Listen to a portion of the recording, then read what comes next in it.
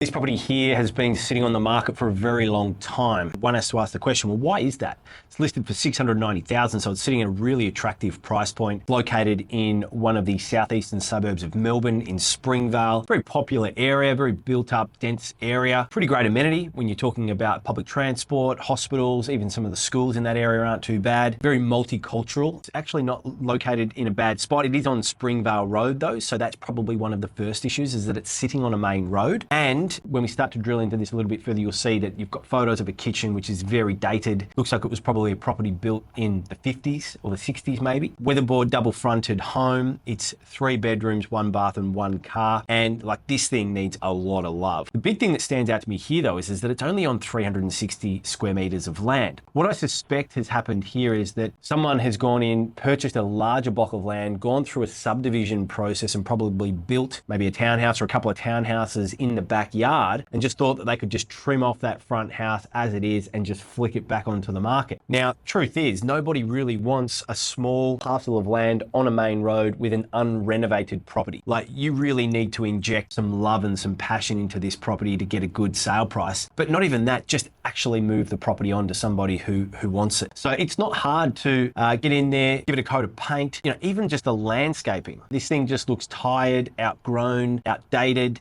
To go in there and spend maybe $50,000, $60,000 on just injecting a little bit of life into this thing is going to help really move it onto the market. But also, you want to do your absolute best to turn your back on that main road, because it's likely that there's going to be noise pollution. So you want to plant it out. You want to put in a nice high fence if you can. Anything sort of up to 2 meters is generally pretty acceptable along a main road. So whether that's in block work or some other type of modular fence is going to help break down that noise pollution from all the passing traffic. And then obviously plant that out as well with some nice screenings to ensure that you get the natural elements coming back into the landscaping as well, but also that'll help just dampen any noise. There's also not a lot of photos on this listing, and when you're trying to sell something like this, you want to be putting as many photos in there that you possibly can, so that you're not leaving too much up to the imagination. Pretty good in terms of street appeal with the picket fence and whatnot. Could be done a lot better, but it doesn't actually look like it's on a main road when you're looking at it like that. I would also then go in here and just look at the street view. It's on a corner block, so that's a good thing. That's your Springvale there. We've got access off Hope Street, which is good. But again, I think it's just presentation of the property needs to be done a lot better, given the fact that you are on this main road. You want to be the one